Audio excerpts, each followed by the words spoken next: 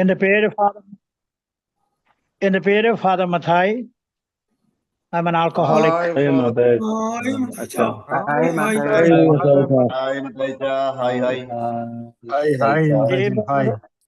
ദൈവകൃപയാലും കൂട്ടായ്മയുടെ സഹായത്താലും നിങ്ങളുടെ ഓരോരുത്തരുടെയും സഹായത്താലും ഇന്നേ ദിവസം എനിക്ക് കുടിക്കേണ്ട ആവശ്യം ഉണ്ടായില്ല. ഞാൻ ഇത് പറയാൻ തുടങ്ങിയിട്ടിപ്പം 33 വർഷം കഴിഞ്ഞു. 34ാമത്തെ വർഷത്തിലേക്ക് ഞാൻ കടന്നു. ഈ 21 സെപ്റ്റംബർ 21-ാം തീയതി എൻ്റെ 34ാമത്തെ ബർത്ത്ഡേ ആയിരുന്നു. ഇത്രയും വർഷങ്ങളിൽ ഞാൻ ഈ പ്രോഗ്രാമിൽ കൂടെ സഞ്ചരിക്കുന്നു വിതൗട്ട് എ റിലാപ്സ്. പലരും എന്നോട് ചോദിച്ചു, അച്ഛാ എന്താണ് ഈ കുടിക്കുന്നതിൻ്റെ കാരണങ്ങൾ? ഞാൻ എൻ്റെ ജീവിതത്തിൽ ഞാൻ കുടിക്കാനുള്ള കാരണങ്ങൾ അതേക്കുറിച്ച് ഞാൻ പലപ്പോഴും എന്നോട് തന്നെ ഞാൻ ചോദിച്ചിട്ടുണ്ട്. എൻ്റെ ഓർമ്മയിൽ പപ്പ മരിക്കുന്നത് വരെ മദ്യപിച്ച് ഞാൻ കണ്ടിട്ടില്ല. എന്നാൽ ഞങ്ങള് 4 ആൺമക്കള് 4 പേരും മദ്യപാനിയായി മാറി, ഇൻക്ലൂഡിങ് മൈസെൽഫ് എ പ്രീസ്റ്റ്. രണ്ടാമത് ഞാൻ എന്നോട് തന്നെ ചോദിക്കുമായിരുന്നു, ഞാനൊരു വൈദികനാണ്, എങ്ങനെയാണ് ഞാൻ ഇതിനകത്ത് വന്ന് പെട്ടത്? പലപ്പോഴും എനിക്ക് ഉത്തരം കിട്ടാത്ത ഒരു ചോദ്യമായിരുന്നത്.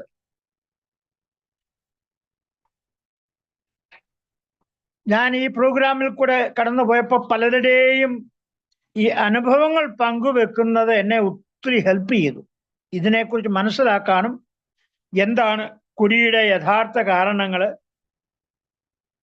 അപ്പൊ അതിൽ പ്രധാനപ്പെട്ട 2 കാരണങ്ങളാണ് ഈ ഭയവും കോപവും. ഞാൻ ഒത്തിരി ഭയപ്പെട്ടിരുന്ന ഒരു വ്യക്തിയാണ്. എനിക്കൊത്തിരി പേടിയുണ്ടായിരുന്നു. ഞങ്ങൾ 8 മക്കളിൽ 5ാമത്തവനാണ് ഞാൻ. എനിക്ക് സ്നേഹത്തിന്റെ ഒത്തിരി കുറവുകൾ കിട്ടി. ഈ ഭയം എന്നത് ഞാൻ ഡിക്ഷണറിയിൽ നോക്കിയാൽ it is A natural emotion. Fear is A natural emotion. ഇത്രയും മാത്രമേ ഒരു ഡിക്ഷണറി നമുക്ക് കിട്ടുന്ന അറിവ്. എന്നാൽ ഈ ആൽക്കഹോളിക് അനോണിമസിൽ വന്നതിന് ശേഷം ഞാൻ ഈ കുടിയുടെ യഥാർത്ഥ കാരണങ്ങളെക്കുറിച്ച് തേടിയപ്പോൾ എനിക്ക് മനസ്സിലായി, ഈ ഭയം എന്ന് പറയുന്നത് it's nothing but A lack of love experience.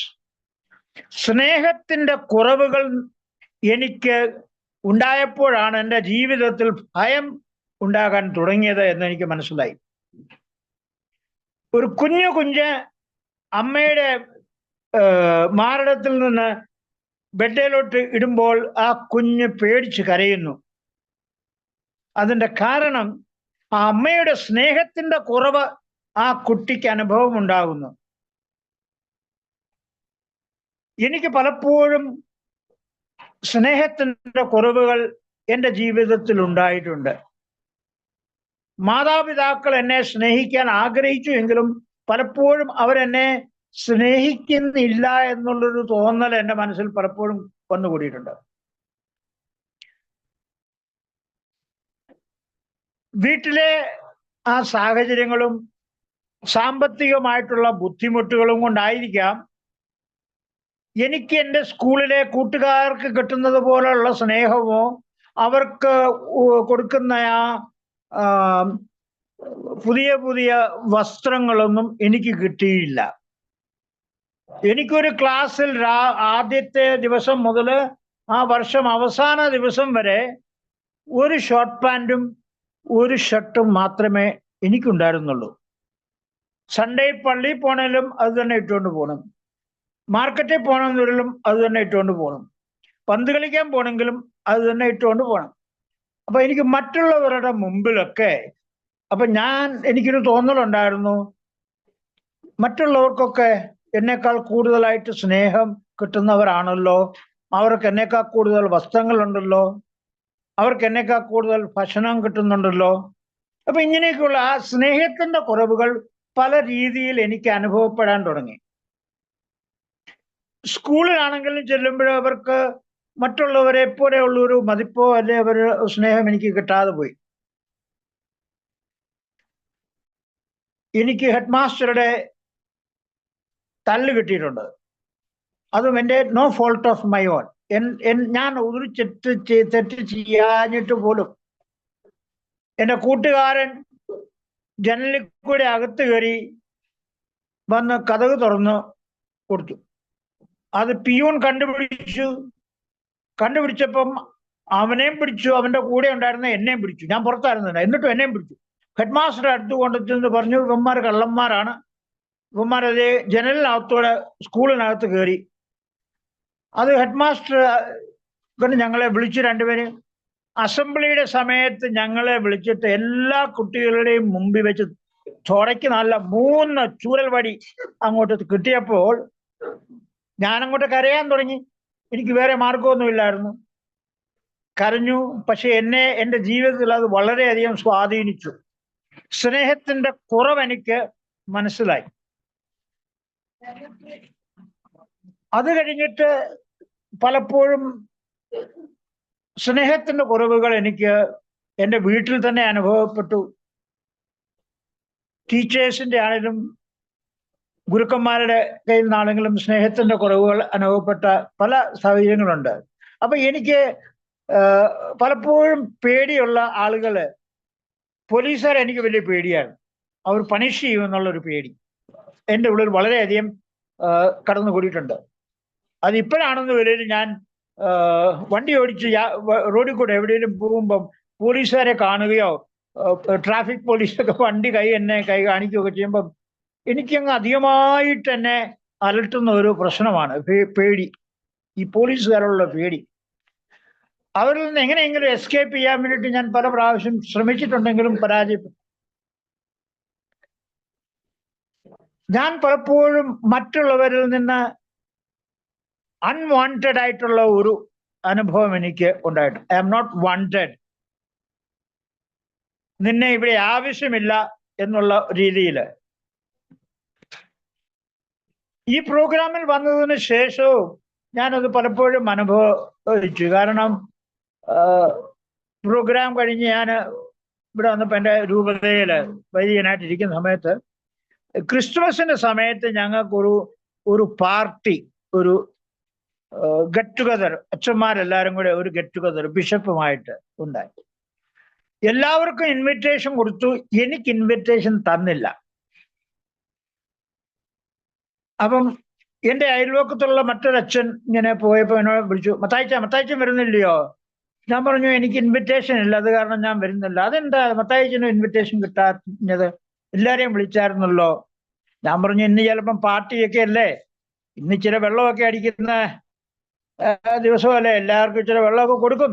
അപ്പൊ മത്തായിച്ചൻ വന്നാൽ ചിലപ്പോൾ മത്തായിച്ചൻ വെള്ളം കുടിച്ചു കഴിഞ്ഞാൽ അപ്പോൾ അവൻ്റെ സൊബ്രായിറ്റി പോയില്ലേ, അപ്പൊ അതുകൊണ്ട് ആരെങ്കിലും നമ്മളെ മനഃപൂർവ്വം വിളിക്കാതിരുന്നതായിരിക്കാം എന്ന് ഞാൻ പറഞ്ഞു മറുപടി. പക്ഷേ എനിക്കത് ഒത്തിരി സ്നേഹത്തിന്റെ കുറവ് പോലെ എനിക്ക് മനസ്സിലായി.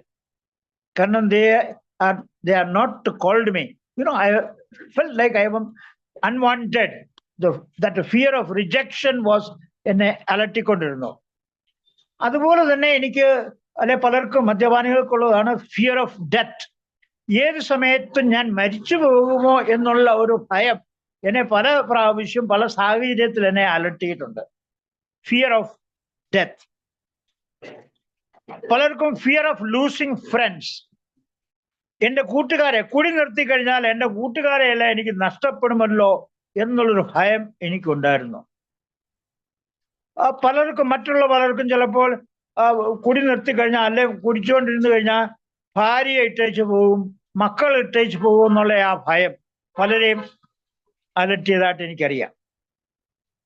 ഈ സ്നേഹം കിട്ടാൻ വേണ്ടിയിട്ട് പല വികൃതികളും ഈ മദ്യപാനികള് കാണിക്കുന്നത് നമുക്ക് മനസ്സിലാക്കാൻ സാധിക്കും. ചിലർക്ക് ഈ സ്വയംഭോഗം ചെയ്യുക എന്നുള്ള ഒരു അഡിക്ഷൻ പലരിലും കാണുന്നുണ്ട്. ആ സ്നേഹത്തിന്റെ കുറവ് അനുഭവിച്ച ആൾക്കാർക്കാണ് ഇങ്ങനെയുള്ളൊരു പ്രോബ്ലം കൂടുതലായിട്ട് കാണാൻ സാധിക്കുന്നത്. അത് സ്നേഹത്തിന്റെ കുറവിന്റെ ഒരു പരിണിത ഫലമാണ്. അതുപോലെ തന്നെ പലരും വേശ്യാലയങ്ങളിലേക്ക് പോകുന്നത് നമുക്ക് കാണാൻ സാധിക്കുന്നു. അതും ഈ സ്നേഹത്തിന് വേണ്ടിയിട്ടാണ് അവർ ഈ പരക്കപ്പാച്ചിൽ നടത്തുന്നത്. അമിതമായ ഭക്ഷണം കഴിക്കുക, ഒരു അൺസിസ്റ്റമാറ്റിക് ആയിട്ടുള്ളൊരു ജീവിതം നയിക്കുക, ഒരു ഡിസിപ്ലിൻഡ് ലൈഫ് നടത്താതെയൊക്കെ ഇരിക്കുന്നത്, ഇതൊക്കെ ഈ സ്നേഹത്തിന്റെ കുറവ് ഉണ്ടായിട്ടുള്ള ആളുകൾക്കുണ്ടാകുന്ന വികൃതികളാണ് ഇതെല്ലാം. ഇനിയിപ്പൊ ഞാൻ സംസാരിക്കാൻ ആഗ്രഹിക്കുന്നത് എങ്ങനെയാണ് നമ്മുടെ ഈ സ്നേഹത്തിന്റെ കുറവിനെ, അല്ലെ ഈ ഭയത്തെ നമ്മളിൽ നിന്ന് അകറ്റാനും ഭയമില്ലാതാക്കാനും ഭയമില്ലാതെ ജീവിക്കാനും നമുക്ക് എങ്ങനെയാ സാധിക്കുന്നത് എന്നുള്ള ഒരു ഇത്. സ്നേഹത്തിന്റെ കുറവ് അനുഭവിച്ചവർക്ക് പലപ്പോഴും സ്നേഹം കിട്ടാൻ വേണ്ടിയിട്ട് നാം പലരെയും പലതരത്തിലും നമ്മൾ പല വികൃതികളും നമ്മൾ കാട്ടിക്കൊടുക്കുന്നു. ഈ സ്നേഹം എന്ന് പറയുന്നത് പിടിച്ചു വാങ്ങാനോ വിലയ്ക്ക് വാങ്ങാനോ ഉള്ള സാധനമല്ല. സ്നേഹം നമുക്ക് ലഭിക്കുന്നത് നാം സ്നേഹം കൊടുക്കുവാൻ തുടങ്ങുമ്പോഴാണ്. We receive what we give. ഞാൻ സ്നേഹം കൊടുക്കാൻ തുടങ്ങുമ്പോഴാണ് എനിക്ക് സ്നേഹം ലഭിക്കുവാൻ തുടങ്ങുന്നത്. അപ്പൊ ഞാൻ സ്നേഹം ആർക്കൊക്കെയാണ് കൊടുക്കേണ്ടത്, എങ്ങനെയാണ് കൊടുക്കേണ്ടത്, എങ്ങനെ സ്നേഹം കൊടുത്താൽ എനിക്ക് സ്നേഹം തിരിച്ചു കിട്ടും? ആദ്യമായി ഞാൻ എന്നെ തന്നെ സ്വയം സ്നേഹിക്കാൻ പഠിക്കണം. മദ്യപാനിയെ സംബന്ധിച്ചിടത്തോളം അവൻ സ്വയം സ്നേഹിക്കുന്ന വ്യക്തിയല്ല. സ്വയം അവൻ ദ്രോഹിച്ചുകൊണ്ടിരുന്നു, സ്വയമേ അവൻ അബ്യൂസ് ചെയ്തുകൊണ്ടിരുന്നു, physical abuse and emotional abuse. സ്വയമേ അവൻ ടേക്ക് കെയർ ചെയ്യില്ല, ഭക്ഷണ സമയത്ത് കഴിക്കില്ല, അലക്കി വൃത്തിയാക്കിയ വസ്ത്രം ധരിക്കില്ല, ദിവസവും കുളിക്കുകയില്ല. അവന്റെ സംസാര ഭാഷ അശ്ലീലമായിട്ടുള്ള ഭാഷ സംസാരിക്കുന്ന ഒരു വ്യക്തിയാണ്. അപ്പൊ സ്നേഹം കിട്ടാത്ത ഒരു വ്യക്തിയുടെ ബിഹേവിയറാണ് ഈ പറഞ്ഞതൊക്കെ. അപ്പൊ സ്നേഹം ലഭിക്കാൻ വേണ്ടിയിട്ട് നാം സ്നേഹം കൊടുക്കാൻ ശ്രമിക്കണം. ആദ്യമായി നാം സ്വയം സ്നേഹിക്കാൻ തുടങ്ങണം. സ്വയം സ്നേഹിക്കാൻ തുടങ്ങുന്നതിന്റെ ലക്ഷണം ചെറിയ ചെറിയ കാര്യങ്ങളിൽ കൂടുതൽ ശ്രദ്ധ ചെലുത്തിക്കൊണ്ട് എല്ലാ ദിവസവും കുളിക്കുക. നമ്മുടെ നഖമൊക്കെ ഒത്തിരി നീണ്ട് വളർന്നതാണെങ്കിൽ അത് ഒന്ന് നെയിലൊക്കെ ഒന്ന് കട്ട് ചെയ്ത് വൃത്തിയാക്കുക. നമ്മുടെ വസ്ത്രങ്ങളൊക്കെ ഒന്ന് ധരിച്ചലക്കി നാം ധരിക്കുക. മുഖത്തൊരു ഒരു പുഞ്ചിരി ഓടുകൂടി നാം മറ്റുള്ളവരുമായിട്ട് സംസാരിക്കാൻ തുടങ്ങുക. Give them a smile. അതുപോലെ തന്നെ നാം മറ്റുള്ളവരുമായിട്ട് ഇടപെടുമ്പോൾ be presentable. comb your hair, put a little oil on your head. മറ്റുള്ളവരോടൊക്കെ പോസിറ്റീവ് എനർജി കൊടുത്തുകൊണ്ട് പോസിറ്റീവ് വേർഡ്സ് മാത്രം സംസാരിക്കാൻ തുടങ്ങുക. അപ്പം നമുക്ക് മറ്റുള്ളവര് ആ ആദരവും സ്നേഹവും തരാൻ തുടങ്ങും. നാം സ്വയം സ്നേഹിക്കുമ്പോൾ നമുക്ക് അതിൻ്റെ ഫലം നമുക്ക് ലഭിക്കുന്നതായിട്ട് നമുക്ക് മനസ്സിലാക്കാൻ സാധിക്കും. നാം മറ്റുള്ളവരുടെ മുമ്പിൽ ഹം കിസി സേ കം നഹി എന്നുള്ള ഒരു ആറ്റിറ്റ്യൂഡ് നമുക്കുണ്ടാകും. 4 പേരുടെ മുമ്പിലാണെങ്കിൽ എനിക്ക് ഇരുന്ന് ഭക്ഷണം കഴിക്കാം, ഇരുന്ന് സംസാരിക്കാം. അപ്പൊ ഞാൻ എന്നെ തന്നെ ഒന്ന് ഡിസിപ്ലിനിൽ കൊണ്ടുവന്ന് ഒരു വൃത്തിയായിട്ടൊക്കെ 4 പേരുടെ മുമ്പിൽ ഇരിക്കുകയാണെന്ന് അത് ഞാൻ എന്നെ തന്നെ സ്നേഹിക്കുന്നതിന്റെ ഒരു ഭാഗമാണ്. Taking care of myself, eating food in time, sleeping in time, giving exercise in time according to my need for my health. ഇതൊക്കെ സ്വയം സ്നേഹിക്കുന്നതിന്റെ ലക്ഷണങ്ങളാണ്. രണ്ടാമതായിട്ട് ഞാൻ മറ്റുള്ളവരെ സ്നേഹിക്കാൻ തുടങ്ങണം. മറ്റുള്ളവർ എന്നെ സ്നേഹിക്കുകയില്ല, ഞാൻ അവരെ സ്നേഹിക്കാൻ തുടങ്ങിയില്ലെങ്കിൽ. നമ്മുടെ മുമ്പിൽ പല തരത്തിലുള്ള ആളുകൾ വരും. കൊച്ചു കുട്ടികളായിരിക്കാം, നമ്മുടെ ഏജ് ഗ്രൂപ്പ് ആയിരിക്കാം, പിയർ ഗ്രൂപ്പ്സ് ആയിരിക്കാം, നമ്മളെക്കാളും പ്രായം ഉള്ള ആൾക്കാരായിരിക്കാം, വൃദ്ധകളായിരിക്കാം, പാവപ്പെട്ടവനായിക്കോട്ടെ, ആരും ആയിക്കോട്ടെ, അംഗഹീനായിക്കോട്ടെ, നാം അവരെ സ്നേഹിക്കാൻ തുടങ്ങുമ്പോൾ അവരും നമുക്ക് സ്നേഹം തരാൻ തുടങ്ങും. ഞാനൊരു കൊച്ചു കുട്ടിക്കൊരു ഒരു സ്മൈല് കൊടുക്കുമ്പോൾ ആ കുട്ടി എന്നെ നോക്കി പുഞ്ചിരിക്കാൻ തുടങ്ങും, എനിക്ക് സ്നേഹം കിട്ടാൻ തുടങ്ങും. ഞാനൊരു 100 കുട്ടികളുടെ മുമ്പിൽ ഞാൻ അവർക്കെല്ലാം ഒരു പുഞ്ചിരി കൊടുത്തോണ്ട് ഗുഡ് മോർണിംഗ് ചിൽഡ്രൻ എന്ന് പറയുമ്പോൾ അവരെല്ലാവരും സന്തോഷത്തോടെ പുഞ്ചിരിയോടുകൂടി ഗുഡ് മോർണിംഗ് ഫാദർ എന്ന് അവർ പറയും. എനിക്ക് ഇങ്ങോട്ട് തിരിച്ചു കിട്ടും. മറ്റുള്ളവരെ ഞാൻ സ്നേഹം കൊടുക്കുമ്പോൾ മറ്റുള്ളവരിൽ നിന്ന് എനിക്ക് സ്നേഹം കിട്ടും. അപ്പൊ ഞാൻ സ്നേഹത്താൽ വളരുമ്പോൾ എൻ്റെ ഉള്ളിലെ ഭയം അകന്നുകൊണ്ടേയിരിക്കും. ഞാൻ സ്നേഹത്താൽ നിറഞ്ഞു കഴിയുമ്പോൾ എൻ്റെ ഉള്ളിലെ ഭയം അകന്നുകൊണ്ടേയിരിക്കും. ആദ്യത്തെ ദിവസം 34 വർഷം മുമ്പ് ആൽക്കഹോളിക് അനോണിമസിൽ മീറ്റിങ്ങിൽ ആദ്യമായിട്ട് ഞാൻ ഇരുന്ന് എന്നോട് ചെയർപേഴ്സൺ ആവശ്യപ്പെട്ട് മത്തായിച്ചൻ ഒന്ന് ഷെയർ ചെയ്യാമോ? അപ്പൊ ഞാൻ എല്ലാവരുടെയും മുമ്പിൽ എഴുന്നേറ്റ് നിന്ന് പറഞ്ഞു, I am father Mathai, I am an alcoholic. എന്റെ ഷെയറിങ് കേട്ടതിന് ശേഷം അവിടെ ഉണ്ടായിരുന്ന എല്ലാവരും എന്റെ അടുത്ത് വന്നിട്ട് എന്നെ ആലിംഗനം ചെയ്തുകൊണ്ട്, hi father Mathai, we are not different. എന്നെ അവർ അംഗീകരിച്ചു, എനിക്ക് അവർ സ്നേഹം തന്നു. ആ ഒരു അനുഭവം എന്നെ വളരെയധികം എൻ്റെ ജീവിതത്തെ സ്പർശിച്ചു, ജീവിതത്തിൽ മാറ്റങ്ങൾ ഉണ്ടാക്കി. ഞാൻ ആദ്യമായിട്ടാണ് സ്നേഹം അനുഭവിച്ചത്. ഞാൻ ഒരു മദ്യപാനിയാണെന്ന് അറിഞ്ഞു, സ്നേഹിക്കാൻ ഉണ്ടല്ലോ എന്നുള്ള ഒരു വിശ്വാസം, ആത്മവിശ്വാസം എൻ്റെ ഉള്ളിലുണ്ടായത് ആ ഒരു ദിവസമാണ്. അപ്പൊ എനിക്ക് കിട്ടി മറ്റുള്ള മദ്യപാനികളിൽ നിന്ന്. അപ്പൊ അങ്ങനെ സ്നേഹം എനിക്ക് കിട്ടിയപ്പോൾ എൻ്റെ ആ ഭയം മാറി. ഞാനൊരു ആൽക്കഹോളിക് ആണ് എന്ന് പറയുന്ന ഒരു ഭയം എന്നിൽ ഉണ്ടായിരുന്നത് അത് മാറി. മറ്റുള്ളവരുടെ മുമ്പിൽ ഞാൻ ആൽക്കഹോളിക് ആണെന്ന് പറയുവാൻ ആഗ്രഹിച്ചതല്ല, എനിക്ക് ഭയങ്കര ഭയവും നാണക്കേടും തോന്നിയിട്ടുണ്ട്. പക്ഷെ ഇന്ന് എന്നെ ആരെങ്കിലും വിളിക്കുമ്പോൾ ഞാനൊരു ആൽക്കഹോളിക് ആണ്, എൻ്റെ പേര് ഫാദർ മത്തായി എന്ന് പറയാൻ എനിക്ക് ഭയമില്ലെന്ന്, എനിക്ക് സന്തോഷമേ ഉള്ളൂ. എന്നെ കേൾക്കുന്ന മദ്യപാനികൾക്ക് അതൊരു പ്രചോദനം കൂടെയാണെന്നുള്ള വിശ്വാസം എനിക്കുണ്ട്. അപ്പൊ എനിക്ക് എൻ്റെ ഉള്ളിലെ ആ ഭയം പതിയെ മാറിക്കൊണ്ടിരുന്നു, എനിക്ക് സ്നേഹം കിട്ടാൻ തുടങ്ങിയപ്പോൾ.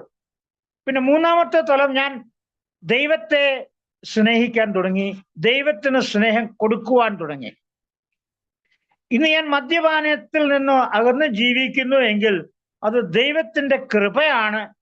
ദൈവത്തിന്റെ കൃപ കൊണ്ട് മാത്രമാണ്, എൻ്റെ കഴിവ് കൊണ്ടല്ല. ഞാൻ ദൈവത്തോട് കൃതജ്ഞതയുള്ളവനാണ്. അപ്പൊ ഞാൻ ദൈവത്തെ സ്നേഹിക്കാൻ തുടങ്ങി. ഞാൻ ദൈവത്തെ സ്നേഹിക്കാൻ തുടങ്ങിയതോടുകൂടി ഞാൻ ദൈവത്തിന്റെ ആജ്ഞകൾ പാലിക്കുവാനും തുടങ്ങി. Every day God is asking me to do God's will, not my will. അപ്പൊ എൻ്റെ ആഗ്രഹങ്ങളും എൻ്റെ ഇച്ഛകളുമല്ല, ദൈവത്തിന്റെ ഇച്ഛയും ദൈവത്തിന്റെ ആഗ്രഹങ്ങളുമാണ് ഇനിയും എനിക്ക് നിറവേറ്റാൻ ഉള്ളത് എന്നെനിക്ക് മനസ്സിലായി. ഞാൻ ദൈവത്തെ സ്നേഹിക്കാൻ തുടങ്ങി. ദൈവത്തിന്റെ ആഗ്രഹങ്ങളും ദൈവത്തിന്റെ ആ ഇച്ഛയും ഞാൻ എൻ്റെ ജീവിതത്തിൽ എൻ്റെ ഇച്ഛയും എൻ്റെ ആഗ്രഹങ്ങളുമായിട്ട് ഞാൻ അത് അംഗീകരിക്കാൻ തുടങ്ങി. ഇന്ന് ഞാൻ പല സാഹചര്യങ്ങളിലും എൻ്റെ ഇഷ്ടം ആണോ ദൈവത്തിന്റെ ഇഷ്ടമാണോ ഇതെന്ന് ഞാൻ ഒരു ചോദ്യം ചോദിക്കും എന്നോട് തന്നെ. അപ്പം ഇത് ദൈവത്തിന്റെ ഇഷ്ടമല്ല എന്നെനിക്ക് തോന്നിയാൽ ആ പ്രവൃത്തിയിൽ നിന്ന് ഞാൻ മാറി നിൽക്കുന്നു. ഇത് ദൈവത്തിന്റെ ഇഷ്ടം, ഇത് മത്തായിച്ചന്റെ ഇഷ്ടമാണെന്ന് തോന്നിയാൽ ഞാൻ ചോദിക്കും, ദൈവത്തിന്റെ ഇഷ്ടം എന്താണ്? ദൈവമേ എന്നോട് കാണിച്ചു തരണമേ എന്ന് ഞാൻ ചോദിക്കും. അപ്പം ദൈവം എനിക്ക് കാണിച്ചു തരും. മത്തായിച്ച ഇത് മത്തായിച്ചന്റെ ഇഷ്ടമാണ്, ദൈവത്തിന്റെ ഇഷ്ടമല്ല. മത്തായിച്ചൻ അതിൽ നിന്നങ്ങ് മാറി നിൽക്കേ, മത്തായിച്ചൻ അവിടെ പോകണ്ട, മത്തായിച്ചൻ അതിലേ പോകണ്ട എന്നെനിക്ക് മാർഗദർശനം കിട്ടുന്നുണ്ട്. അപ്പൊ ഞാൻ ദൈവത്തെ സ്നേഹിക്കാൻ തുടങ്ങിയപ്പോൾ ദൈവത്തിന്റെ ഇഷ്ടം നിറവേറ്റാൻ ഞാൻ തുടങ്ങി. അങ്ങനെ ഞാൻ ദൈവസ്നേഹം എന്നിലേക്ക് ഒഴുകുവാൻ തുടങ്ങി. ദൈവസ്നേഹം എന്നിലേക്ക് ഒഴുകുവാൻ തുടങ്ങിയപ്പോൾ എൻ്റെ ഉള്ളിലെ ഭയം അങ്ങോട്ടും കുറഞ്ഞ് ഒട്ടുമില്ലാത്ത ഒരു രീതിയിലേക്ക് മാറുന്നു. ഇത് ഞാൻ അനുഭവത്തിൽ കൂടി ഞാൻ മനസ്സിലാക്കുന്ന ഒരു കാര്യമാണ്. ഞാനിപ്പോൾ എവിടെ പോയാലും, ഞാനിപ്പം ഇന്നലെ ഞാൻ പൂനെയിൽ നിന്ന് ഞാൻ സ്വന്തമായിട്ട് എൻ്റെ വണ്ടിയിൽ ഒറ്റയ്ക്ക് ഞാൻ കാർ ഓടിച്ച് ഞാൻ വാരണാസിയിൽ വന്നു. വനത്തിന് നടുക്കൂടെയും റോഡുകളൊക്കെ മോശമായിരുന്നു, ചിലയിടത്തൊക്കെ നല്ല ഹൈവേ ഒക്കെ ആണെങ്കിലും ഒരു ഭയവും എനിക്ക് ഒരിടത്തും തോന്നിയില്ല. നക്സലൈറ്റ്സ് ഒക്കെ ഉള്ള അല്ലെ മാവോവാദികളുള്ള സ്ഥലങ്ങളിൽ കൂടെയും ഞാൻ യാത്ര ചെയ്തു. പക്ഷെ എനിക്ക് ഭയം എന്നുള്ളത് എനിക്ക് അനുഭവപ്പെട്ടില്ല. കാരണം എനിക്ക് വിശ്വാസമുണ്ട്, ഞാൻ ദൈവം എൻ്റെ കൂടെയാണ് യാത്ര ചെയ്യുന്നത്, ദൈവം എൻ്റെ കൂടെ സാന്നിധ്യത്തിലാണെന്നുള്ള ആ ദൈവത്തിന്റെ സാന്നിധ്യം ഞാൻ മനസ്സിലാക്കുന്നത് കൊണ്ട് എനിക്കൊരു ശകലം പോലും ഭയമുണ്ടായില്ല വന്ന വഴിക്ക് എന്നുള്ളത് സത്യമാണ്. അപ്പൊ ദൈവത്തെ സ്നേഹിക്കുമ്പോൾ, അല്ലെ ഞാൻ ദൈവത്തിന് സ്നേഹം കൊടുക്കുമ്പോൾ ദൈവം എന്നെ സ്നേഹിക്കുന്നു, എന്നെ പല അപകടങ്ങളിൽ നിന്നും രക്ഷപ്പെടുത്തി, പല പ്രലോഭനങ്ങളിൽ നിന്നും എന്നെ രക്ഷപ്പെടുത്തി. കാരണം പുറത്തെ ജീവിതം എന്ന് പറയുന്നത് പ്രലോഭനങ്ങളാൽ നിറഞ്ഞതാണ്. പലതരത്തിലുള്ള പ്രലോഭനങ്ങൾ, പൈസയ്ക്ക് വേണ്ടിയിട്ടുള്ള പ്രലോഭനങ്ങൾ,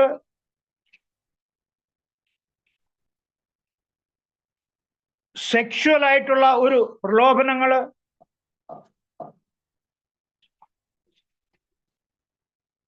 അങ്ങനെ പലതരത്തിലുള്ള തെറ്റായ മാർഗത്തിൽ കൂടെ പോകാനും തെറ്റായ കാര്യങ്ങൾ ഞാൻ ചെയ്യുവാനും എനിക്ക് പ്രലോഭനങ്ങൾ ഉണ്ടാകും ഈ സോബർ ലൈഫിൽ ഞാൻ മുമ്പോട്ട് പോകുമ്പോൾ. പക്ഷെ ഞാൻ ദൈവത്തോട് സ്നേഹം കൊടുക്കുമ്പോഴും ദൈവത്തിന്റെ ഇഷ്ടം പോലെ ജീവിക്കാൻ ഞാൻ ശ്രമിക്കുകയും ചെയ്യുമ്പോൾ ദൈവം എന്നെ പരിപാലിക്കുന്നു, ദൈവം എന്നെ പല അപകടത്തിൽ നിന്നും പ്രലോഭനത്തിൽ നിന്നും വിജയിപ്പിച്ച് മുമ്പോട്ട് കൊണ്ടുപോകുന്നു എന്നുള്ള ഒരു ധൈര്യവും എന്നെ ഭയത്തെ എൻ്റെ ഉള്ളിൽ നിന്ന് മാറ്റിത്തരുന്നു എന്നുള്ള ഒരു സത്യം ഞാൻ അനുഭവിക്കുന്നു. രണ്ടാമത്തെ ടോപ്പിക്ക് ആങ്കർ എന്നുള്ള ഒരു ടോപ്പിക്കാണ്. അതുപോലെ തന്നെ ഞാൻ ഈ ഡിക്ഷണറിയിലൊക്കെ നമ്മൾ വായിച്ചു നോക്കുമ്പോൾ ആങ്കറിന്റെ ഡെഫിനിഷൻ എന്നതാണ്, പരിഭാഷ എന്താന്ന് നോക്കുമ്പോൾ അതും ഒരു നാച്ചുറൽ നെഗറ്റീവ് ഇമോഷനാണ് ആങ്കർ. പക്ഷേ എൻ്റെ ജീവിതത്തിൽ ഞാൻ ഈ ആൽക്കഹോളിക് അനോണിമസിന്റെ ജീവിത രീതിയിൽ കൂടെ മുമ്പോട്ട് പോയപ്പോൾ, ഞാൻ പഠനം നടത്തിയപ്പോൾ എനിക്ക് മനസ്സിലായി ആങ്കർ എന്ന് പറയുന്നതിന്റെ അർത്ഥം പെയിൻ റിസീവ്ഡ്, വേദന എനിക്ക് ലഭിച്ചു, എനിക്ക് വേദന ലഭിച്ചു എന്നുള്ളതാണ് ഈ കോപമെന്നുള്ളതിൻ്റെ യഥാർത്ഥ പരിഭാഷ. എനിക്ക് പലതരത്തിലുള്ള വേദനകൾ അനുഭവിക്കേണ്ടതായിട്ട് വന്നു എൻ്റെ ചെറുപ്പം മുതൽ ഇന്നേ വരെയുള്ള കാലഘട്ടത്തിൽ. എപ്പോഴെല്ലാം എനിക്ക് വേദനകൾ, അത് ഫിസിക്കൽ പെയിൻ ആയിക്കോട്ടെ, മെന്റൽ ആഗണി ആയിക്കോട്ടെ, ഇമോഷണൽ പെയിൻ ആയിക്കോട്ടെ, ഏതെല്ലാം തരത്തിലുള്ള പെയിൻ, വേദന എനിക്ക് ലഭിച്ചുവെങ്കിൽ എൻ്റെ ഉള്ളിൽ കോപം എന്ന ആ ഭാവന വളർന്നു വരാൻ തുടങ്ങി. എനിക്ക് ചെറുപ്പത്തിൽ അടി കിട്ടിയിട്ടുണ്ട്, വേദന കിട്ടിയിട്ടുണ്ട്. എനിക്ക് അധ്യാപകരോടും ഹെഡ് മാസ്റ്ററോടുമുള്ള അരിശം എൻ്റെ ഉള്ളിൽ ഇങ്ങനെ കോപം വളർന്നുകൊണ്ടേയിരുന്നു. ഞാൻ 4ാം ക്ലാസ്സിൽ പഠിക്കുമ്പോൾ ഒരു ടീച്ചർ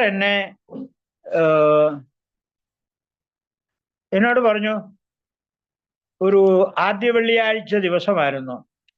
അപ്പം ഞങ്ങളുടെ സ്കൂളില് ക്രിസ്ത്യാനികളും ഉണ്ട്, ഹിന്ദുക്കളും ഉണ്ട്, മുസ്ലിങ്ങളും ഉണ്ട്. അപ്പം ടീച്ചർ പറഞ്ഞു ക്രിസ്ത്യാനികളെല്ലാം എഴുന്നേറ്റ് നിൽക്കടാന്ന് പറഞ്ഞു. അപ്പൊ എനിക്ക് തോന്നി ഞാനൊരു ക്രിസ്ത്യാനിയാണ്, അപ്പൊ ഞാൻ എഴുന്നേറ്റ് നിന്നു. എന്നിട്ട് ഞങ്ങളോട് പറഞ്ഞു, നിങ്ങൾ ലൈനായിട്ട്, ഒരു ലൈൻ ആണുങ്ങളുടെ, ഒരു ലൈൻ പെണ്ണുങ്ങളുടെ, നിങ്ങൾ ലൈനായിട്ട് പള്ളിയിലോട്ട് പോകാൻ പറഞ്ഞു. എന്തിനാ പോകുന്നതെന്നോ എന്താണെന്നൊന്നും എനിക്കറിയത്തില്ല. ഇത്രയും ഞാൻ ആജ്ഞ കേട്ടു. ടീച്ചർ പറഞ്ഞു ക്രിസ്ത്യാനികൾ എഴുന്നേൽക്കുക, ലൈനായിട്ട് പള്ളിയിൽ പോവുക. ഞാൻ ലൈനായിട്ട് എല്ലാവരുടെയും കൂടെ പള്ളിയിൽ ചെന്നു. ആക്ച്വലി അന്ന് അവിടെ ഞങ്ങളുടെ ഒരു പള്ളിയിൽ ഇങ്ങനെ ഒരു സ്കൂളിലൊരു ഇതുണ്ടായിരുന്നു. എല്ലാ ആദ്യ വെള്ളിയാഴ്ച ദിവസങ്ങളിലും കുട്ടികൾ പള്ളിയിൽ ചെന്ന് കുമ്പസാരിക്കണം. അപ്പൊ ആദ്യ കുമ്പസാരം കഴിഞ്ഞ ആൾക്കാരെല്ലാം ഇപ്പൊ 4ാം ക്ലാസ്സിൽ വന്നു കഴിഞ്ഞാൽ പിന്നെ മിക്കവാറും എല്ലാവരും കുമ്പസാരിച്ചിരിക്കും. പക്ഷെ എന്നെ സംബന്ധിച്ചിടത്തോളം ഞാൻ ആദ്യ കുമ്പസാരം നടത്തിയിട്ടില്ല, ആദ്യ കുർബാന നടത്തിയിട്ടില്ലാത്തൊരു വ്യക്തിയായിരുന്നു. അത് ടീച്ചറിന് അറിയത്തില്ലായിരുന്നു. കാരണം ഞാൻ വേറൊരു സ്ഥലത്തു നിന്ന് എന്നെ ഇവിടെ കൊണ്ടുവന്ന് ഈ സ്കൂളിൽ ചേർത്തതാണ് 4ാം ക്ലാസ്സില്. അപ്പൊ ടീച്ചറിന് എൻ്റെ ബാക്ക്ഗ്രൗണ്ട് അറിയത്തില്ലായിരുന്നു. പക്ഷേ ഞാൻ ക്രിസ്ത്യാനിയാണ്. എന്നെ പള്ളിയിലേക്ക് പറഞ്ഞു വിട്ട് ഞാൻ പള്ളിയിൽ ചെന്ന് കഴിഞ്ഞിരുന്നപ്പോൾ കൂട്ടുകാരെല്ലാം ചുറ്റുപാട്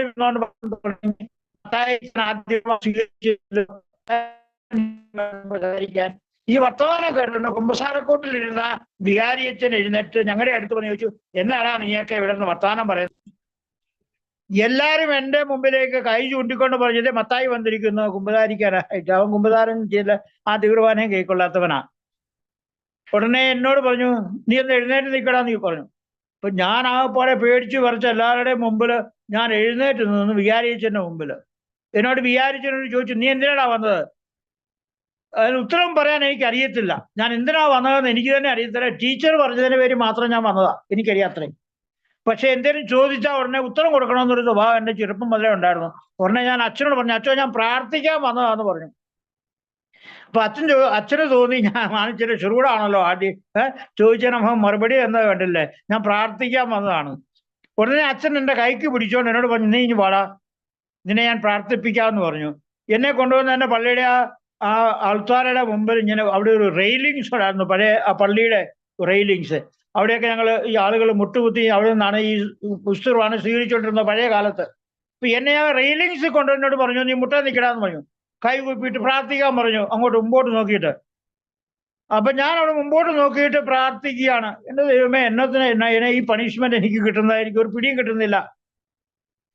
ഞാൻ എന്നാ തെറ്റ് ചെയ്തിട്ടാണ് എനിക്ക് ഈ പണിഷ്മെന്റ് കിട്ടുന്നത്? അതും മുട്ടയിൽ ആദ്യമായിട്ട് എൻ്റെ ജീവിതത്തിൽ മുട്ടയിൽ നിന്ന് നിൽക്കാൻ പറഞ്ഞത് ഞാൻ ചെയ്യുന്നതാണ്. കുറച്ചു നേരം കഴിഞ്ഞപ്പോൾ എൻ്റെ മുട്ടിന് വേദന എടുക്കാൻ തുടങ്ങിയപ്പോൾ ഞാൻ കരയാൻ തുടങ്ങി. അപ്പൊ എനിക്ക് ആ വികാരിച്ചുകൊണ്ട് ഭയങ്കര അരിശം തോന്നി, എൻ്റെ ഉള്ളിൽ അരിശം തുടങ്ങി. ആ ടീച്ചർ എന്നെ പള്ളിയിലേക്ക് പറഞ്ഞു വിട്ട ടീച്ചറിനോട് എനിക്ക് അങ്ങോട്ട് അരിശം അങ്ങോട്ട് തുടങ്ങി. എന്റെ പുറകിലിരിക്കുന്ന ആൺകുട്ടികളും പെൺകുട്ടികളും എല്ലാം എന്നെ നോക്കി കളിയാക്കുകയായിരിക്കും, ചിരിക്കുകയായിരിക്കും എന്നുള്ളൊരു തോന്നൽ എൻ്റെ മനസ്സിൽ കൂടെ കടന്നു പോകുന്നു. അപ്പൊ എൻ്റെ ഉള്ളിൽ വേദന അങ്ങ് വർദ്ധിച്ചുകൊണ്ടിരിക്കുന്നു. അതേസമയം എൻ്റെ ഉള്ളിലെ ആ കോപവും അങ്ങ് വർദ്ധിച്ചുകൊണ്ടേയിരുന്നു, അതേ പ്രപ്പോർഷനില്. പക്ഷെ എനിക്കൊന്നും ചെയ്യാൻ പറ്റുന്നില്ല, കരയുക എന്നുള്ളത് അതിന് അപാരമായിട്ട്. അപ്പൊ ഞാൻ അവിടെ ഇരുന്ന് കരഞ്ഞു. 2-3 മണിക്കൂർ നേരം ഞാൻ അവിടെ ഇരുന്ന് കരഞ്ഞുകൊണ്ടിരുന്നു, മുട്ടയെ കുത്തി. 3 മണിക്കൂർ കഴിഞ്ഞപ്പം വിചാരിച്ചൻ എൻ്റെ അടുത്ത് വന്നു ചോദിക്കുക, ഇതുവരെ നീ പോയില്ലേടാ? എല്ലാരും കുമ്പസാരിക്കാൻ വന്നവർ കുമ്പസാരം കഴിഞ്ഞിട്ട് അവർ തിരിച്ച് പള്ളിക്കുറിച്ച് പോയി. എന്നിട്ട് ഞാൻ അവിടെ കുത്തിയിരിക്കുകയായിരുന്നു. ഇമാജിൻ ചെയ്തുകൊണ്ടും എല്ലാവരും എന്നെ നോക്കി ഇന്ന് ചിരിക്കുക പറയുന്നു. അപ്പോഴാണ് മനസ്സിലായത്, ഞാൻ എഴുന്നേക്കുന്ന പള്ളിക്കുറിച്ച് പോരാ, നീ പോയിട്ട് നിന്റെ ക്ലാസ് റൂം അടയ്ക്കുന്നതിന് മുമ്പായിട്ട് പോയി ബാഗ് എടുത്തുകൊണ്ട് വീട്ടിൽ പോകാൻ പറഞ്ഞു. ഞാൻ പേടിച്ച് ക്ലാസ് റൂമിൽ ചെന്നപ്പോഴത്തേക്ക് ക്ലാസ് റൂം എല്ലാം അടച്ചു കഴിഞ്ഞു, എല്ലാവരെല്ലാം വീടുകളിലേക്ക് പോയി. അപ്പം പുസ്തകവും ബുക്കും ഇല്ലാതെ വീട്ടിൽ ചെന്ന് കഴിഞ്ഞാൽ എനിക്ക് അവിടെ തല്ല് കിട്ടും. ഇനി എങ്ങനെയാടാ വീട്ടിൽ പോകുന്നതെന്ന് ഞാനിങ്ങനെ ആലോചിച്ചിരുന്നു. വേദന അങ്ങ് ഭാരമായിട്ട് ഞാൻ ഈ വേദനയും അരിശവും കാരണം കോപത്താൽ ഞാൻ ചില തീരുമാനങ്ങൾ മനസ്സിൽ അങ്ങോട്ട് ചിന്തിക്കാൻ തുടങ്ങി. ഇനിയും മേലാ ഞാൻ പള്ളിക്കൂടത്തിൽ വരില്ല, ഇനിയും മേലാ ഞാൻ പള്ളിയിൽ പോവുകയില്ല, ഇനിയും മേലാ ഞാൻ ഈ അച്ഛന്മാരെയും ഒന്നും കാണാൻ പോവുകയില്ല എന്നൊക്കെയുള്ള ചില തീരുമാനങ്ങളൊക്കെ അങ്ങോട്ട് മനസ്സിൽ കൂടെ അങ്ങോട്ട് എടുക്കാൻ തോന്നലുണ്ടായി. അപ്പം വീട്ടിൽ ചെന്ന് കഴിഞ്ഞാൽ പാത്തും പരിമയും വേണം വീട്ടിൽ ചെന്ന് കയറാൻ. അല്ലെങ്കിൽ പത്തായ മമ്മിയോ ആരെങ്കിലും അല്ലെ പെങ്ങന്മാരോ പുസ്തകം ഇല്ലാതെ വീട്ടിലോട്ട് കയറി ചെല്ലുന്നത് കണ്ടാൽ അവർ ചോദിക്കും, എന്തിയാണ് നിന്റെ ബാഗും, നീ അങ്ങോട്ട് ബാഗ് കൊണ്ട് കളഞ്ഞിട്ടാണല്ലോ വരുന്നതെന്നൊക്കെ ചോദിച്ചാൽ പപ്പ എന്നെ തല്ലു എന്നുള്ളൊരു പേടിയുണ്ട് എനിക്ക്. ഏതായാലും കൊള്ളാം, ആരും എന്നെ ചോദ്യം ചെയ്യാത്ത രീതി ഞാൻ വീട്ടിനുള്ളിൽ കയറി. എനിക്ക് തല്ല് കിട്ടിയില്ല. പക്ഷെ പിറ്റേ ദിവസം മുതൽ എനിക്ക് പള്ളിക്കൂടത്തിലോട്ട് പോകാൻ ഒരു ആഗ്രഹമില്ല. പള്ളിക്കൂടത്തിൽ പോകുന്നത് എനിക്ക് വളരെ ബുദ്ധിമുട്ട് പോലെ എനിക്ക് തോന്നി. പക്ഷെ എൻ്റെ മുമ്പിൽ വേറെ ഓപ്ഷൻ ഒന്നും ഇല്ല. ഞാൻ പള്ളിക്കൂടത്തിൽ പോകാതിരുന്നാൽ എനിക്ക് വീണ്ടും വീട്ടിൽ തല്ല് കിട്ടും. അത് കാരണം എനിക്ക് പോകേണ്ടി വന്നു. എൻ്റെ ജീവിതത്തിൽ അരിശം ഇങ്ങനെ വളർന്ന് വളർന്ന് വന്നതിൻ്റെ ഒരു പശ്ചാത്തലം ഇതാണ്. എനിക്ക് വേദന ലഭിച്ചു. എന്നെ മുട്ടേ കുത്തി നിർത്തി 3 മണിക്കൂർ. എൻ്റെ മുട്ടിന്റെ അടിയിൽ ചെറിയ തരി പോലുള്ള മണല് തരികൾ അവിടെ ഉണ്ടായിരുന്നത് എൻ്റെ മുട്ടയിലോട്ട് കയറിയിട്ട് എനിക്ക് വേദന സഹിക്കാൻ മേലാത്ത വേദന കിട്ടിയപ്പോൾ എൻ്റെ ഉള്ളിൽ കോപം വർദ്ധിച്ചു വർദ്ധിച്ചു വർദ്ധിച്ചു വന്നു.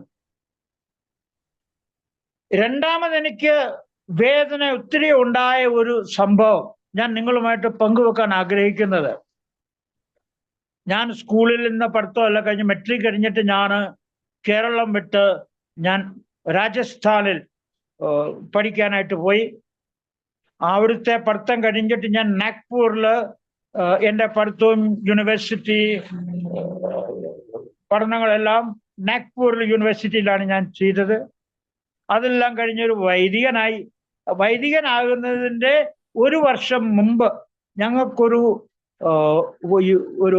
ഡീക്കൻ പട്ടം എന്ന് പറഞ്ഞൊരു പട്ടമുണ്ട്. അപ്പൊ ആ ഡയക്കണേറ്റ് പട്ടം സ്വീകരിക്കുന്നതിന് മുമ്പായിട്ട് ചില ചടങ്ങുകളൊക്കെ ഉണ്ട് സെമിനാരിയുടെ. ഞാൻ കാഞ്ഞിരപ്പള്ളി രൂപതയിൽ നിന്നുള്ള സീറോ മലബാർ രൂപത ആണ് കാഞ്ഞിരപ്പള്ളി. അവിടുന്ന് ഞാൻ ജോലി ചെയ്യുവാനായിട്ട് എന്നെ വിളിച്ചത് വാരണാസി രൂപതയിലേക്കാണ്. അത് ലാറ്റിൻ ഡയസിസ് ആണ്. അപ്പൊ അന്നത്തെ കാനൻ ലോ അനുസരിച്ച് സീറോ മലബാർ സഭയിൽ നിന്ന് ലത്തീൻ സഭയിലേക്ക് ഒരു വൈദികനാകാൻ പോകുന്ന ആളുകൾക്ക് NOCയുടെ ആവശ്യമുണ്ട്. No objection certificate from the home diocese bishop. അപ്പോൾ കാഞ്ഞിരപ്പള്ളി ബിഷപ്പിന്റെ ഒരു NOC സർട്ടിഫിക്കറ്റ് എനിക്ക് വേണം. അതിനെ ഞങ്ങൾ ഡെമിസോറിയൽ സർട്ടിഫിക്കറ്റ് എന്നാണ് പറയുന്നത്. അപ്പൊ ഡെമിസോറിയൽ സർട്ടിഫിക്കറ്റ് എനിക്ക് കിട്ടിയില്ല. കാരണം എൻ്റെ പപ്പ വികാരിച്ചനോട് പറഞ്ഞു, അച്ഛ ഡെമിസോറിയൽ സർട്ടിഫിക്കറ്റ് എന്ന് പറഞ്ഞൊരു സർട്ടിഫിക്കറ്റ് ആവശ്യപ്പെടുന്നുണ്ട്, മത്തായിച്ചന് ഓർഡിനേഷൻ കൊടുക്കണമെന്ന് വരില്ല. അതുകൊണ്ട് അച്ഛനൊരു സർട്ടിഫിക്കറ്റ് എങ്ങനെയാ ഒന്ന് പറഞ്ഞത്, അത് ബിഷപ്പ് കൊടുക്കേണ്ട സർട്ടിഫിക്കറ്റാണ്, എനിക്ക് എഴുതാൻ പറ്റുകയില്ല. ഞാൻ വേണേ ഒരു ആപ്ലിക്കേഷൻ അങ്ങോട്ട് ഫോർവേഡ് ചെയ്യാം. അത് ചെയ്യാൻ പറഞ്ഞു. ആപ്ലിക്കേഷൻ ഫോർവേഡ് ചെയ്തപ്പം ചോദിച്ചു, മത്തായിച്ചൻ എന്തിനാ ലാറ്റിൻ ഡയസിലേക്ക് പോകുന്നത്? സീറോ മലബാർ ഡയസിസിലേക്ക് അച്ഛന്മാരുടെ ആവശ്യമുണ്ടല്ലോ, വേണമെന്നൊരു മത്തായിച്ചനോട് സീറോ മലബാർ ഡയസിസിൽ അച്ഛനാകാൻ പറ. ലാറ്റിൻ ഡയസിലേക്ക് പോകാൻ ഞാൻ അനുവാദം കൊടുക്കുകയില്ല, NOC തരില്ല എന്ന് ബിഷപ്പ് നമുക്ക് കർശനമായിട്ട് പറഞ്ഞു. എന്നും പറഞ്ഞ് എനിക്ക് ഡെമിസോറിയൽ സർട്ടിഫിക്കറ്റ് തന്നില്ല. രണ്ടാമത് എനിക്കൊരു പ്രശ്നമുണ്ടായി. ഓർഡിനേഷന്റെ തലേ ദിവസം റെക്ടർ എല്ലാവരെയും വിളിച്ചു. ഞങ്ങൾ 14 പേരായിരുന്നു ഒരു ബാച്ചില്. 14 പേരെ പിറ്റേ ദിവസം പട്ടം സ്വീകരിക്കാനായിട്ട് നിയോഗിച്ച ദിവസമാണ്. അപ്പൊ തലേ ദിവസം വൈകിട്ട് എന്നെ റെക്ടർ മുറിയിൽ വിളിച്ചു പറഞ്ഞു, മത്തായിച്ച നാളെ 13 പേർക്ക് പട്ടം കൊടുക്കുന്നതായിരിക്കും, മത്തായിച്ചന് നാളെ പട്ടം കൊടുക്കാൻ സാധിക്കില്ല. ഇത് കേട്ടപ്പോൾ ഞാൻ അതുപോലെ തന്നെ ഞാൻ എൻ്റെ ശരീരത്തോടു കൂടി ഞാൻ അങ്ങ് ഭൂമിയിലേക്ക് അങ്ങ് താണുപോയി എന്ന് എനിക്കങ്ങ് തോന്നിപ്പോയി. 14 വർഷം ഞാനൊരു വൈദികനാകാൻ ആഗ്രഹിച്ച് പഠിച്ച് പഠനമെല്ലാം തീർന്നു കഴിയുന്ന പട്ടത്തിന്റെ തലേ ദിവസം കേൾക്കേണ്ടി വന്നു, നാളെ മത്തായിച്ചന് പട്ടം സ്വീകരിക്കാൻ സാധിക്കുകയില്ല എന്ന്. ഞാൻ എൻ്റെ വീട്ടിൽ നിന്ന്, കേരളത്തിൽ നിന്ന് എൻ്റെ ഗസ്റ്റിനെയും റിലേറ്റീവ്സിനെയും എല്ലാം വിളിച്ചു. പട്ടം സ്വീകരണത്തിനുള്ള എല്ലാ കാര്യങ്ങളും ക്രമീകരിച്ചു.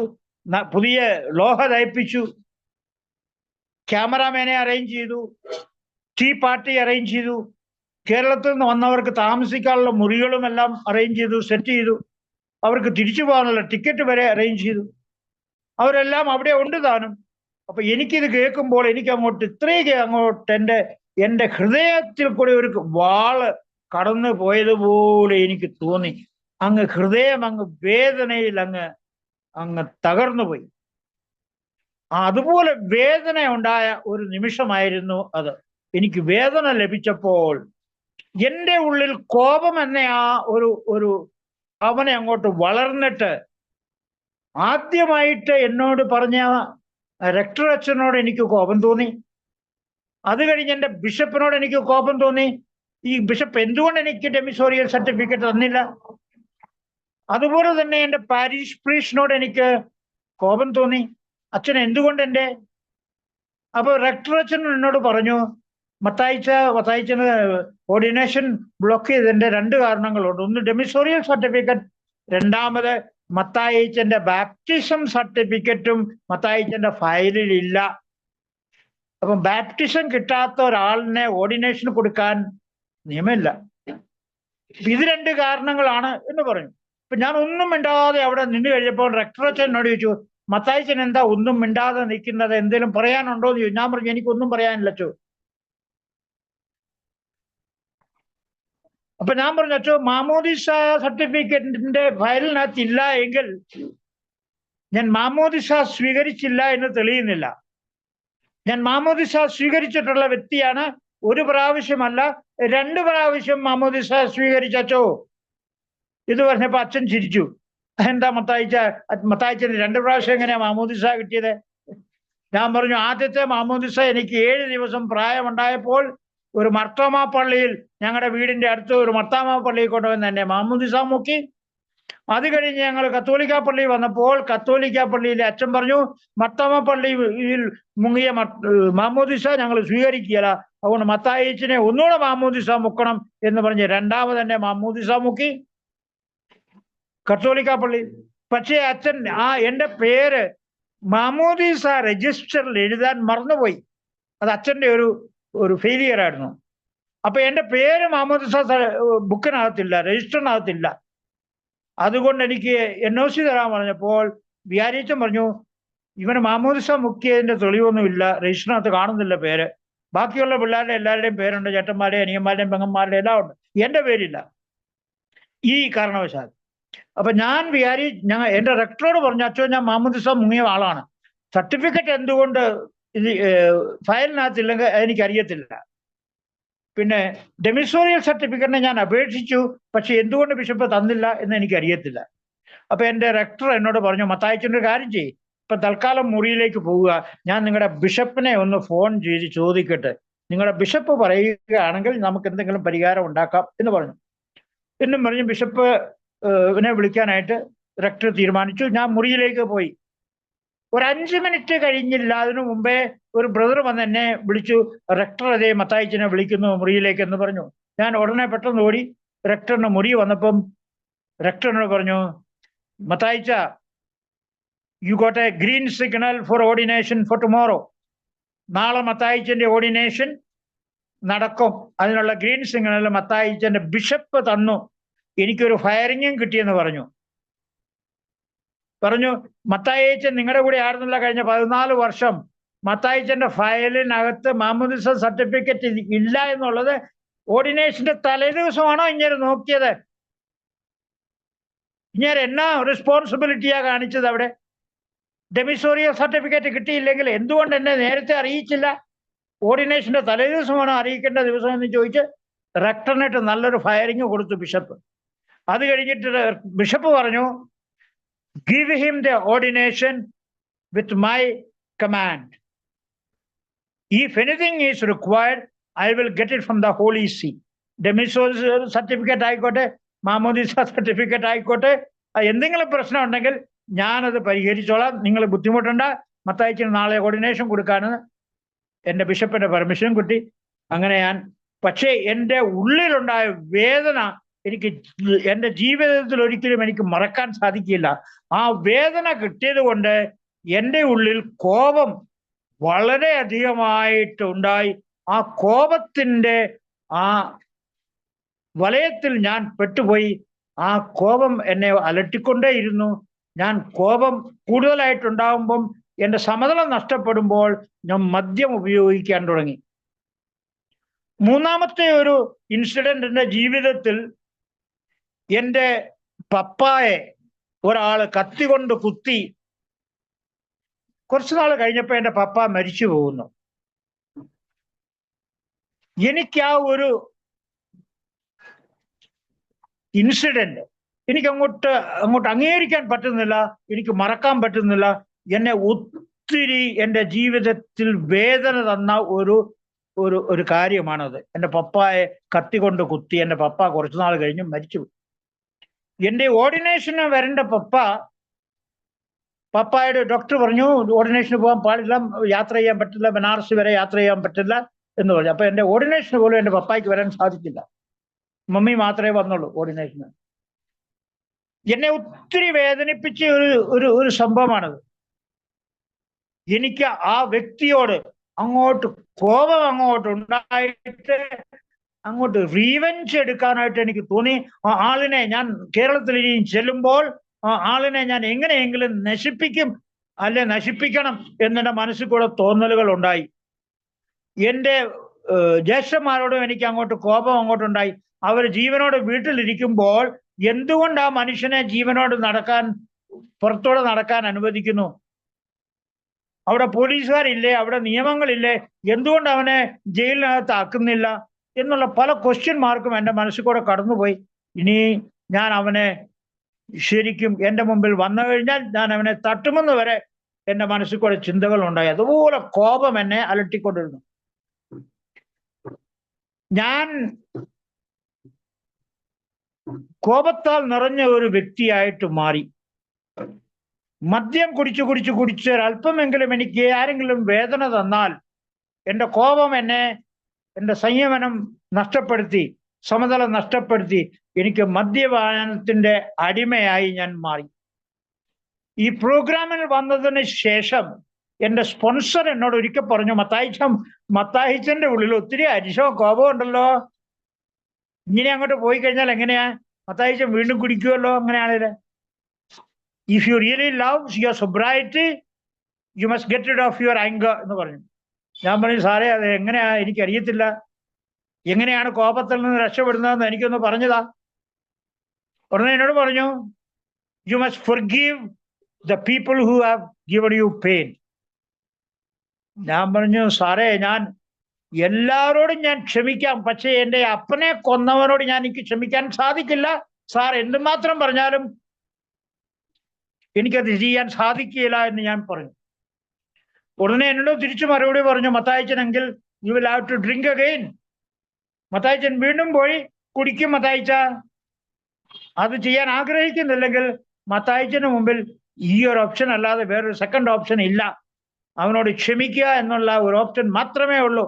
So you have to do it. Your only function is to forgive.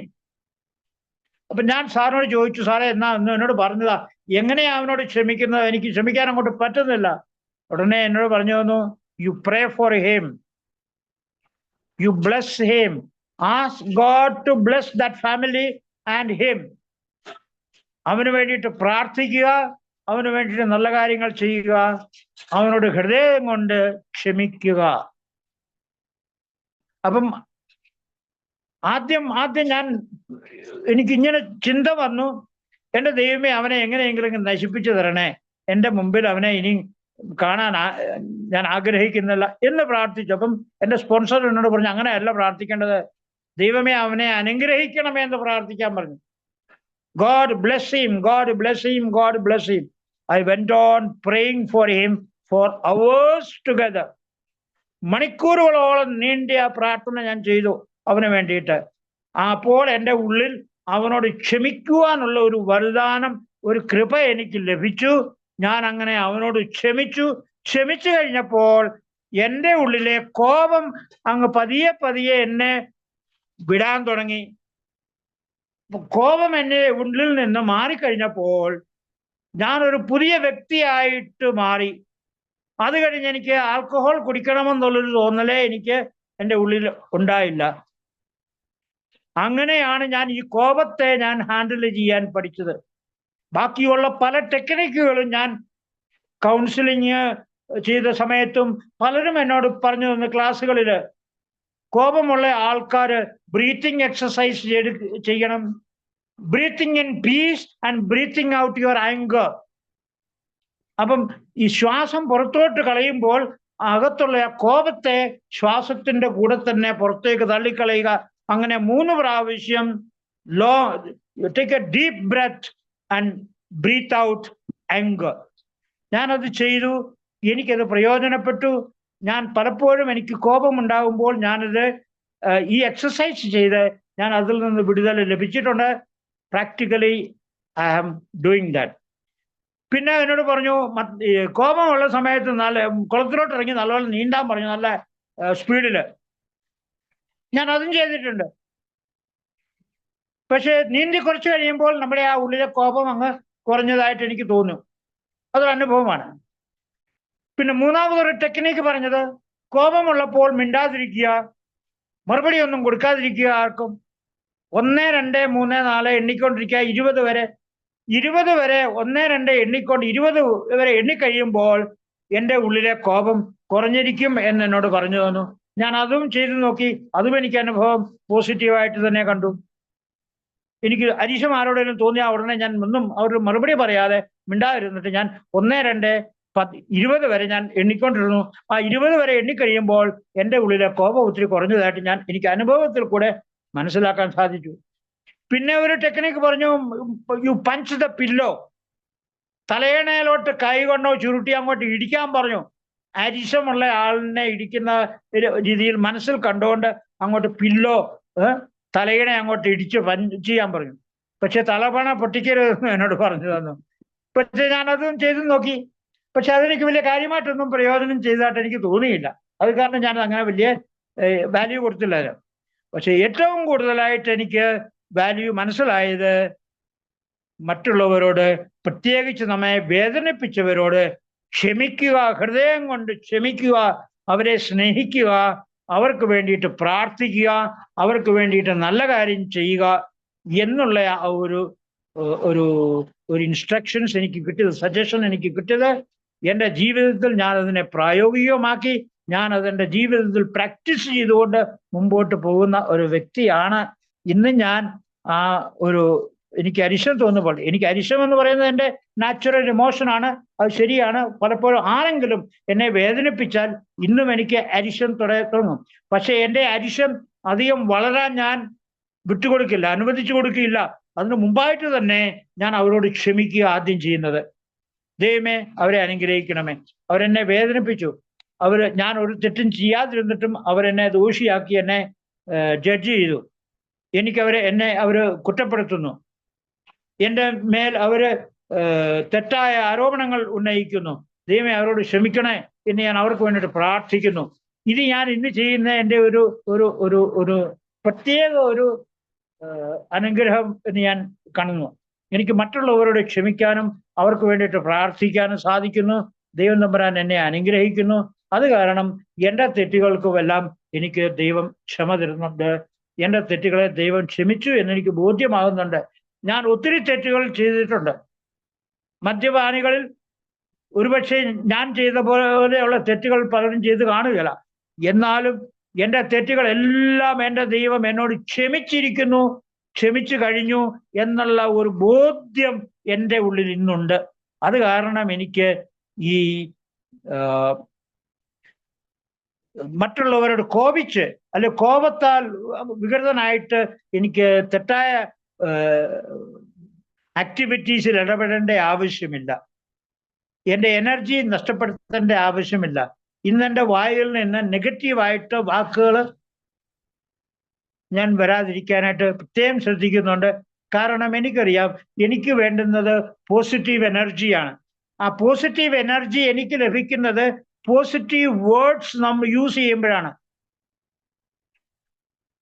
സകാരാത്മകമായിട്ടുള്ള വാക്കുകൾ ഞാൻ ഉപയോഗിക്കുമ്പോഴാണ് ഞാൻ മറ്റുള്ളവർക്ക് പോസിറ്റീവായിട്ടുള്ള ഊർജം കൊടുക്കുന്നത്.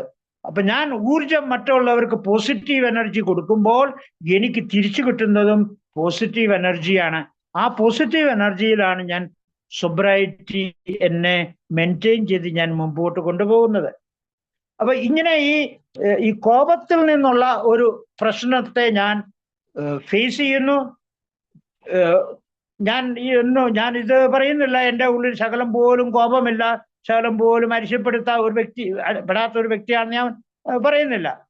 ഇന്നും എന്നെ ആരെങ്കിലും വേദനിപ്പിച്ചാൽ എനിക്ക് കോപം ഉണ്ടാവും. ഓട്ടോമാറ്റിക്കലി എൻ്റെ ഉള്ളിൽ കോപം ഇങ്ങനെ പെട്ടെന്ന് ഇങ്ങോട്ട് വരും. പക്ഷെ അധികം നേരം ആ കോപം അവിടെ നിൽക്കാൻ, എന്നെ കൺട്രോൾ ചെയ്യാൻ ഞാൻ അനുവദിക്കില്ല. ഇന്ന് ആൽക്കഹോളിക് അനോണിമസിന്റെ പ്രോഗ്രാം എനിക്കുണ്ട്. മറ്റുള്ളവരുമായിട്ട് ഷെയർ ചെയ്യാനുള്ള അവസരമുണ്ട്. ഒരു ഫോൺ എടുത്ത് മറ്റുള്ളവരോട് സംസാരിക്കാം. എനിക്ക് എൻ്റെ ഉള്ളിലെ എൻ്റെ ഫീലിങ്സ് എനിക്ക് ഷെയർ ചെയ്യാൻ എനിക്ക് അവസരമുണ്ട്. എനിക്ക് പല സ്പോൺസേഴ്സ് ഉണ്ട്, ഞാൻ അവരുമായിട്ട് കോണ്ടാക്ട് ചെയ്യുന്നുണ്ട്. ഞാൻ ഈ ദിവസങ്ങളിലെല്ലാം ഞാൻ ആൽക്കഹോളിക്സിന്റെ കൂടിയാണ് താമസിക്കുന്നത്. എൻ്റെ കൂടെ എപ്പോഴും ആൽക്കഹോളിക്സ് ഉള്ളത് കൊണ്ട് അവരുടെ പ്രശ്നങ്ങളൊക്കെ എന്നോട് പറയുന്നുണ്ട്. ഞാൻ വിചാരിക്കും അവരുടെ പ്രശ്നങ്ങളുടെ മുമ്പിൽ എൻ്റെ പ്രശ്നം വളരെ ചെറുതാണല്ലോ എന്നെനിക്ക് ചിലപ്പോൾ തോന്നും. പക്ഷേ എനിക്കിന്ന് മറ്റുള്ളവർക്ക് ഒരു കാത് കൊടുക്കാൻ, ചെവി കൊടുക്കാൻ സാധിക്കുന്നു. അവരുടെ പ്രോബ്ലം പറയുമ്പോൾ അവരുമായിട്ട് കോപിച്ച് അവരുമായിട്ട് തിരിച്ച് സംസാരിക്കാൻ പോകുന്നതിന് പകരമായിട്ട് അവർക്ക് ഞാൻ നല്ലൊരു കാത് കൊടുക്കുന്നു, ശ്രവണം കൊടുക്കുന്നു, മറ്റുള്ളവർക്ക് സ്നേഹം കൊടുക്കുന്നു. അങ്ങനെയൊക്കെ ചെയ്യുന്നത് കൊണ്ട് എനിക്ക് സ്നേഹം തിരിച്ചു ലഭിക്കുന്നു. മറ്റുള്ളവർ എന്നെ കാത് തരാനായിട്ട് അവര് ഉത്സുകരാകുന്നു. ഇതൊക്കെ ഈ പ്രോഗ്രാമിൽ വന്നതിന് ശേഷം ഞാൻ അനുഭവിക്കുന്ന നല്ല കാര്യങ്ങളാണ്. ഞാൻ ദൈവത്തിന് നന്ദി പറയുന്നു. ഇത്രയും നേരം എന്നെ ശ്രവിച്ചുകൊണ്ടിരുന്ന നിങ്ങൾ ഓരോരുത്തർക്കും ഞാൻ നന്ദി പറഞ്ഞുകൊണ്ട് എൻ്റെ വാക്കുകളെ ഞാൻ അവസാനിപ്പിച്ചു കൊള്ളട്ടെ. Thank you. God bless you. Thank you മത്തായിച്ച, ഞങ്ങളോടൊപ്പം ഇത്രയും സമയം ചെലവഴിച്ച്